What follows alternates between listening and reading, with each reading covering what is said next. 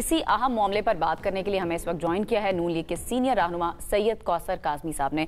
काज़मी साहब, बहुत शुक्रिया हमें वक्त देने के लिए। सबसे पहले तो मैं चाहूंगी कि इस पर आप कमेंट करें कि स्पीकर कौमी असम्बली उन्होंने 27वीं आईनी तरमीम के सिलसिले में अपोजिशन को मुशावरत के लिए दावत दी थी, लेकिन फिर अपोजिशन का जो रवैया था उन्होंने वो दावत कबूल नहीं की और हुकूमत और अपोजिशन के दरमियान अभी जो तनाव की सूरत हाल है, ये दूरियों के जो मामलात हैं, इसको आप किस तरह से देख रहे हैं? देखें, दूरियां किस जानिब से है। पहली दफा इस तरह नहीं हुआ कि हुकूमत की तरफ से ओपोजिशन इत्तेहाद को बाकायदा तौर पर रिक्वेस्ट की गई हो कि आप आए हमारे साथ बैठें, मुल्की उमूर पे हमारे साथ बात करें, लेकिन हमेशा वहां से इनकार हुआ। और वजूहात क्या होती हैं? भाई पहले हमारी मुलाकात फलां से करा दें, हम आपस में मशावरत करेंगे।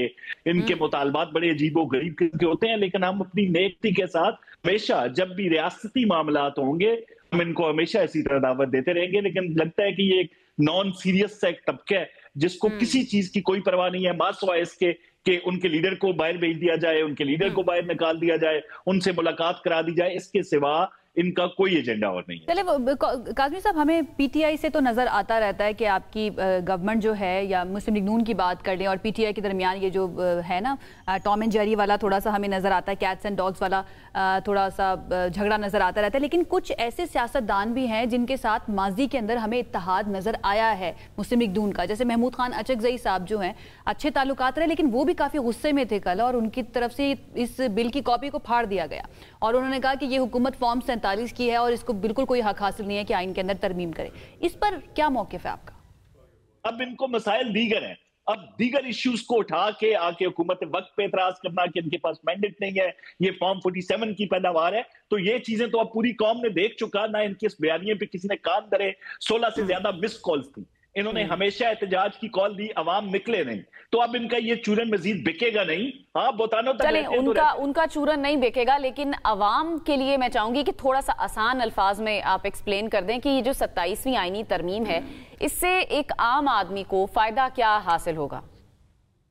देखिए, 27वीं के बाद 28वीं तरमीम भी आ रही है और उसका बराह रास्त फायदा अवाम को पहुंचेगा। सबसे बड़ा फायदा जी किसी भी कौम के लिए मेरे हाल में दिफा जो है वो हर शख्स की जरूरत होता है, मुल्कों की, रियासतों की, अवाम की।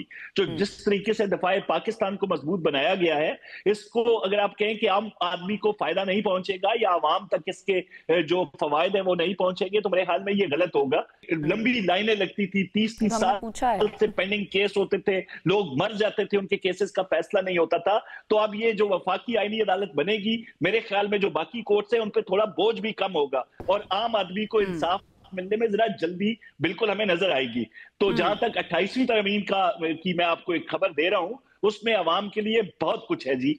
चलें, 28वीं तरमीम के बारे में तो आप बता रहे हैं और 27वीं तरमीम के बारे में आपने दिफा का जिक्र किया। मुझे लगता है कि इस तरमीम से पहले भी हमारा दिफा काफ़ी मजबूत हाथों के अंदर था। बहुत शुक्रिया सैयद कौसर काज़मी साहब हमारे साथ मौजूद थे और अपना मौक़िफ़ जो है, अपनी पार्टी का मौक़िफ़, हुकूमत का मौक़िफ़ हमारे सामने रख रहे थे कि 27वीं आईनी तरमीम क्यों की गई है और अपोजिशन की जानिब से जो अब रवैया इख्तियार किया जा रहा है उसके ऊपर भी उनका टेक आपके सामने हमने रखा।